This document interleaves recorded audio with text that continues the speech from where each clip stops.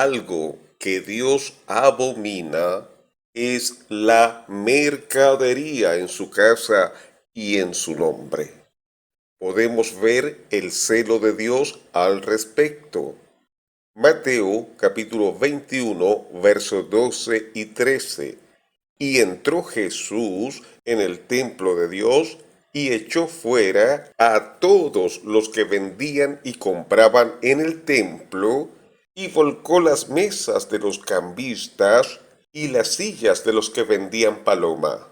Y les dijo: escrito está, mi casa, casa de oración será llamada, mas vosotros la habéis hecho cueva de ladrones.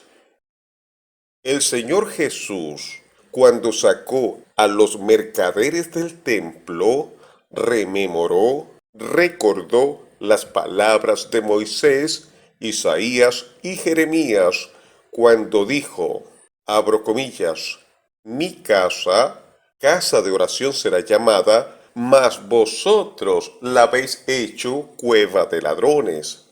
Cierro comillas. Moisés dijo del santuario lo siguiente, Levíticos 26:2: guardad mis días de reposo y tened en reverencia mi santuario, yo Jehová. El profeta Isaías dijo lo siguiente, Isaías capítulo 56, verso 7: yo los llevaré a mi santo monte y los recrearé en mi casa de oración.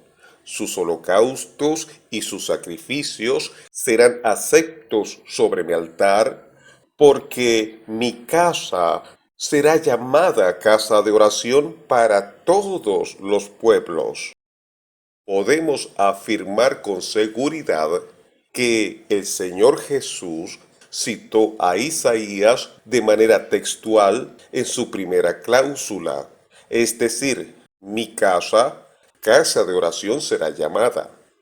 La segunda cláusula de su declaración fue aludiendo al profeta Jeremías en el capítulo 7, verso 11, que dice así: ¿es cueva de ladrones delante de vuestros ojos esta casa sobre la cual es invocado mi nombre? He aquí que también yo lo veo, dice Jehová. Ahora, hay personas que entienden el término, entre comillas, asalariado, solo en su sentido negativo. Por lo que dijo el Señor Jesús en Juan capítulo 10, desde el verso 11 al 14, que dice así: yo soy el buen pastor. El buen pastor pone su vida por las ovejas, pero el asalariado, que no es el pastor y a quien no le pertenecen las ovejas, ve que viene el lobo, abandona las ovejas y huye, y el lobo arrebata y esparce las ovejas. Huye porque es asalariado, y a él no le importan las ovejas. Yo soy el buen pastor, y conozco mis ovejas, y las mías me conocen. En este contexto de Juan capítulo 10, desde el verso 11 al 14, el término asalariado tiene un contexto negativo. Pero si por tener salario una persona llamada ministerio ya es mal pastor o ladrón, observe lo que dice el mismo Señor Jesús en otra parte. Lucas capítulo 10, desde el verso 1. Después de estas cosas, el Señor designó a otros 70, a los cuales envió delante de sí de dos en dos a toda ciudad y lugar a donde él había de ir. Y les decía: a la verdad, la mies es mucha, pero los obreros son pocos. Rogad pues al Señor de la mies que envíe obreros a su mies. Id, he aquí, yo os envío como corderos en medio de lobos. No llevéis bolsa, ni alforjas, ni calzado, ni saludéis a nadie por el camino. En cualquier casa donde entréis, primeramente decid, paz sea a esta casa. Si hay allí un hijo de paz, vuestra paz reposará sobre él, pero si no, volverá a vosotros. Posad en aquella misma casa, comiendo y bebiendo lo que os den, porque el obrero es digno de su salario. No andéis de casa en casa. O lo que dice en Juan 4:35 en adelante. ¿No decís vosotros, todavía faltan 4 meses para que llegue la siega? He aquí os digo, alzad vuestros ojos y mirad los campos, que ya están blancos para la siega. El que siega recibe salario. Repito, el que siega recibe salario y recoge fruto para vida eterna, para que el que siembra y el que siega se gocen juntos. Porque en esto es verdadero el dicho, uno es el que siembra y otro es el que siega. Yo os he enviado a segar lo que vosotros no habéis labrado. Otros han labrado y vosotros habéis entrado en sus labores. También lo dijo el apóstol Pablo en Primera de Timoteo, capítulo 5, versos 17 y 18. Los ancianos que dirigen bien sean tenidos por dignos de doble honor, especialmente los que trabajan arduamente en la palabra y en la enseñanza, porque la Escritura dice, no pondrán bozal al buey que trilla. Además, el obrero es digno de su salario. Si usted se fijó bien, la palabra asalariado, según sea el contexto, tiene diferente interpretación. Por un lado, en sentido negativo, y por el otro, en sentido positivo. En el sentido negativo, se habla en Juan capítulo 10 desde el verso 11 al 14. El Señor Jesús emplea la figura del buen pastor para señalar un contraste marcado entre su propio ministerio y el de los falsos pastores. Los judíos, y especialmente los fariseos, presentados en los capítulos anteriores como opositores hostiles a Jesús, se describen aquí como los falsos pastores. Jesús declara que Él es el buen pastor, cuya genuina preocupación por sus ovejas contrasta con la conducta del asalariado a quien solo le interesa su propio beneficio. El asalariado cuida las ovejas por dinero, mientras que el pastor lo hace por amor. El pastor es el dueño de las ovejas y se dedica a ellas. Jesús no solo lleva a cabo una tarea, sino que está dedicado a amarnos e incluso a dar su vida por nosotros. Los falsos maestros y profetas no tienen esta dedicación. Sigamos analizando el contexto de Juan capítulo 10 desde el verso 11 al 14 para entender el sentido negativo de la palabra asalariado. Juan capítulo 10 verso 1 y 2 pertenecen al contexto y dice así: de cierto os digo, el que no entra por la puerta en el redil de las ovejas, sino que sube por otra parte, ese es ladrón y salteador. Mas el que entra por la puerta, el pastor de las ovejas es. Como puede apreciar, para ser un verdadero pastor o ministro de Dios, tiene que entrar por la puerta en el redil de las ovejas.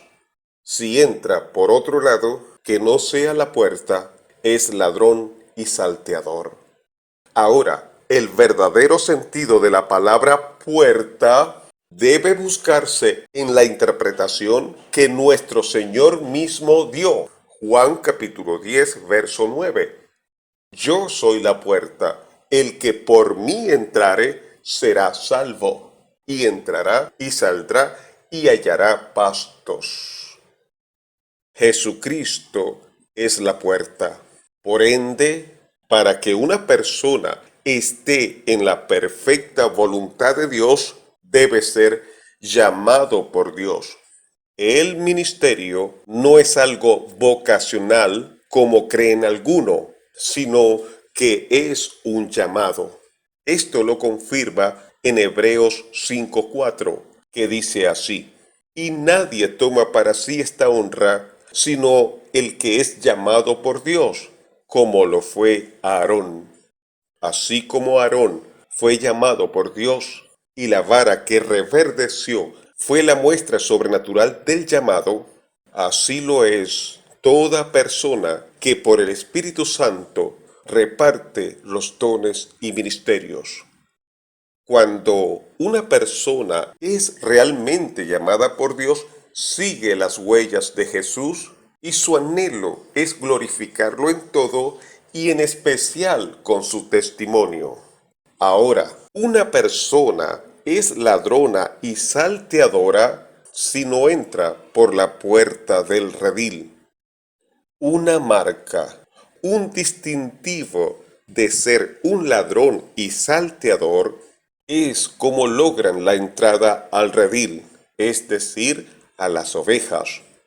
No cualquiera que esté en el redil como pastor ha entrado por la puerta, es decir, por el llamado de Dios. Algunos suben por otra parte, a través de conexiones políticas entre sus directivos e influencias personales. Últimamente he visto que muchos pastores han envejecido y diera la impresión que el ministerio es igual como en la ley, pues parece hereditario y no por llamado. Le dejan el puesto a alguno de sus hijos, pero la iglesia no mantiene la misma llama como cuando estaba el ministerio que fue dado realmente por Dios. Muchas de esas iglesias decaen y no han vuelto a ser la misma. Además que esos llamados pastores no tienen una visión propia que caracteriza a un ministerio dado por Dios. Si esas personas fueron puestos por influencia o conexiones políticas entre sus líderes, pues son ladrones y salteadores. Otros suben a puestos de liderazgo a través de la educación formal. Debo ser cuidadoso para que no se me malinterprete, porque estudiar teología para ser pastor tampoco es entrar por la puerta del redil, sino subir por otro lado, porque es un llamado. He visto, tristemente, organizaciones religiosas que solo escogen pastores de aquellos que tienen formación escolástica religiosa, y vemos que la iglesia ha perdido esa llama de santidad, pureza, fuerza, poder que garantiza a Dios solo a los que son llamados a ministerio. No te dejaré ni te desampararé. Si una persona alcanzó el pastorado a través de ambición y manipulación, eso es un ladrón y salteador. El falso pastor de las almas es el que adopta la sagrada profesión con pocos o ningún deseo de ensalzar a Cristo y la gran salvación que Él ofrece, pero es estimulado solo por incentivos mundanos y por el anhelo de ensalzarse a sí mismo. El ministro que hace a Cristo la figura céntrica de su predicación y de sus enseñanzas agrada a Dios y recibirá de Él amplios dones. El que así no lo hace es considerado por Dios como un impostor, como ministro que ha entrado en el recinto sagrado de su profesión, no por la puerta, sino por alguna otra parte. Un verdadero pastor entra por el lugar legítimo y designado, a través del amor, del llamado, del cuidado y del servicio sacrificial. Dios siempre quiso que su pueblo fuera guiado, alimentado y protegido por los que entraran de la manera legítima y designada. La puerta está ahí por una razón. Siempre habrá algunos que se brinquen las barreras, pero Dios tiene las barreras y la puerta ahí por una razón. Por lo tanto, cualquiera que entre al oficio pastoral por otro lado que no sea Jesús, no es otra cosa que un ladrón y salteador en el redil. Y no entra por Jesucristo, quien entra con una perspectiva de cualquier otro interés, además de Cristo y su pueblo. La ambición, la avaricia, el amor a la comodidad, el deseo de disfrutar de las conveniencias de la vida, de ser distinguido entre la multitud, promover los intereses de la propia familia, todas estas son maneras en las que los ladrones y los salteadores entran a la iglesia. Y cualquiera que entre por alguna de estas formas, o por simonía, destreza o diligencia, no merece mejor nombre. Cuando el Señor Jesús estuvo en su ministerio terrenal, había una mercadería en el templo de Jerusalén. Algunos historiadores dicen que esos comercios, la venta de animales puros para el sacrificio, como bueyes, corderos, ovejas, palomas, entre otros, eran de los sumos sacerdotes. Le llamaban los bazares de Anás. Entendiendo este contexto, podemos interpretar el por qué los sacerdotes se enfurecieron contra Jesús cuando limpió el templo. Lucas capítulo 19, desde el verso 45. Y entrando en el templo, comenzó a echar fuera a todos los que vendían y compraban en él, diciéndoles: escrito está, mi casa es casa de oración, mas vosotros la habéis hecho cueva de ladrones. Y enseñaba cada día en el templo, pero los principales sacerdotes, los escribas y los principales del pueblo procuraban matarle, y no hallaban nada que pudieran hacerle, porque todo el pueblo estaba suspenso oyéndole. Dice en el Evangelio según San Lucas que por ese hecho procuraban matarle, ignorando que el Señor Jesús estaba actuando y hablando conforme a la ley de Moisés. Para la mayor parte de los visitantes del templo, llevar alguna clase de ofrenda era esencial. Las palomas, por ejemplo, se necesitaban cuando una mujer venía a purificarse después de tener un hijo, o cuando un leproso venía a que se le diera el certificado de curación. Levíticos 12:8, Levítico 14:22, Levítico 15:14, Levítico 15:29. Era fácil comprar animales para sacrificio fuera del templo, pero los animales que se ofrecieran tenían que ser sin defecto. Había inspectores oficiales de animales, y era de temer que, por lo que fuera, rechazarían los animales comprados fuera y dirigirían a las personas a los puestos del templo. Se lo explico de otra manera.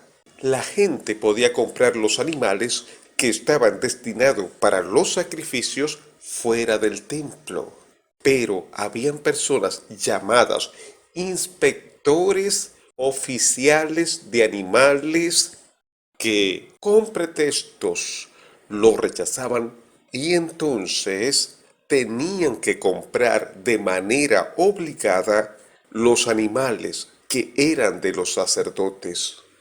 Eso no tendría por qué causar un gran perjuicio si los precios hubieran sido iguales dentro y fuera del templo.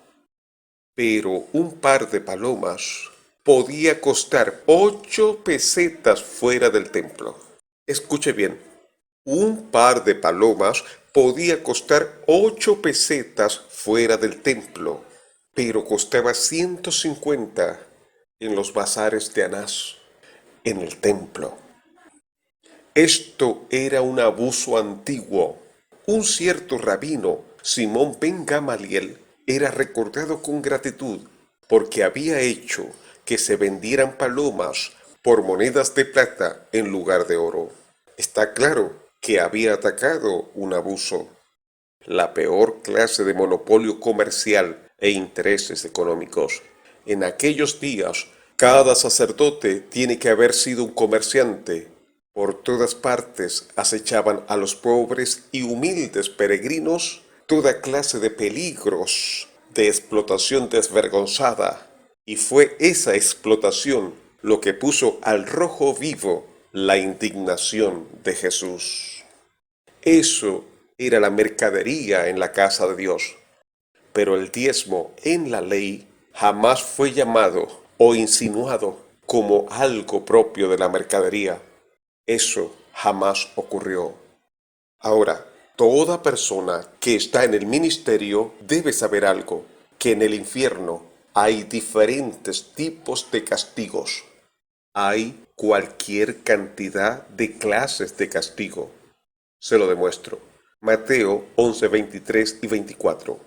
Y tú, Capernaum, que eres levantada hasta el cielo, hasta el Hades serás abatida. Porque si en Sodoma se hubieran hecho los milagros que han sido hechos en ti, habría permanecido hasta el día de hoy. Por tanto os digo que en el día del juicio será más tolerable el castigo para la tierra de Sodoma que para ti. Lo que dice en Mateo 11, 23 y 24 nos da un indicio que en el infierno hay diferentes tipos de castigos, porque el castigo para Sodoma y Gomorra será más tolerable que para Capernaum. Igualmente recibirá más castigo las ciudades de Corazín y Betsaida que Tiro y Sidón. Y si eso no es suficiente para demostrar que en el infierno habrá diferentes tipos de castigo, fijémonos lo que dice en Lucas 12, 47 al 48. Aquel siervo que conociendo la voluntad de su Señor no se preparó, ni hizo conforme a su voluntad, recibirá muchos azotes.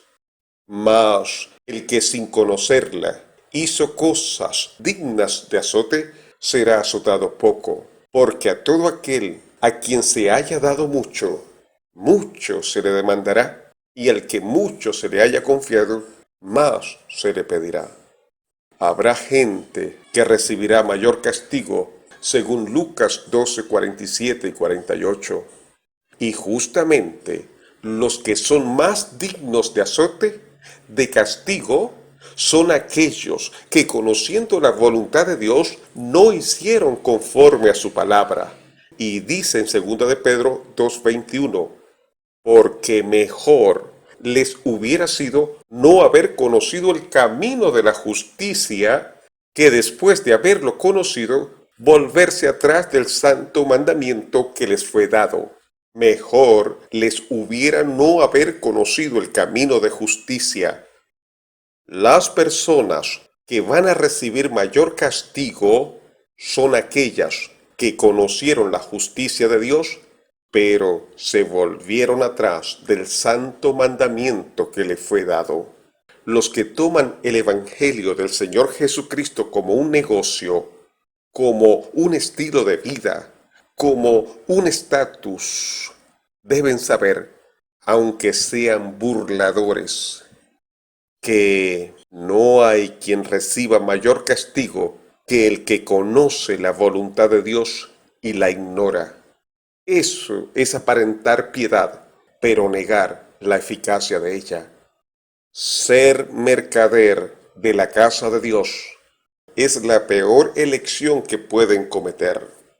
Jeremías 6:13. Porque desde el más chico de ellos hasta el más grande, cada uno sigue la avaricia, y desde el profeta hasta el sacerdote, todos son engañadores, y curan la herida de mi pueblo con liviandad, diciendo paz, paz, y no hay paz. ¿Se han avergonzado de haber hecho abominación? Ciertamente no se han avergonzado, ni aun saben tener vergüenza. Por tanto, caerán entre los que caigan. Cuando los castigue, caerán, dice Jehová. Y sigue diciendo el profeta Jeremías en el capítulo 8, verso 10.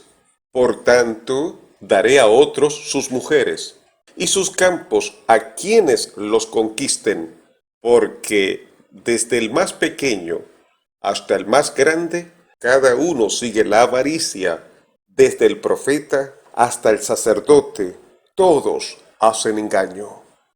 La Biblia tiene claro lo que llama mercadería y lo que no es mercadería.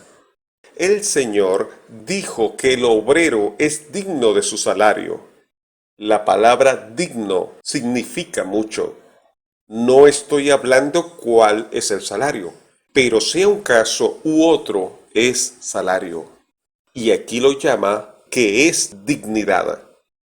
Zacarías 14, 20 y 21 dice así: En aquel día estará grabado sobre las campanillas de los caballos, santidad a Jehová, y las ollas de la casa de Jehová serán como los tazones del altar.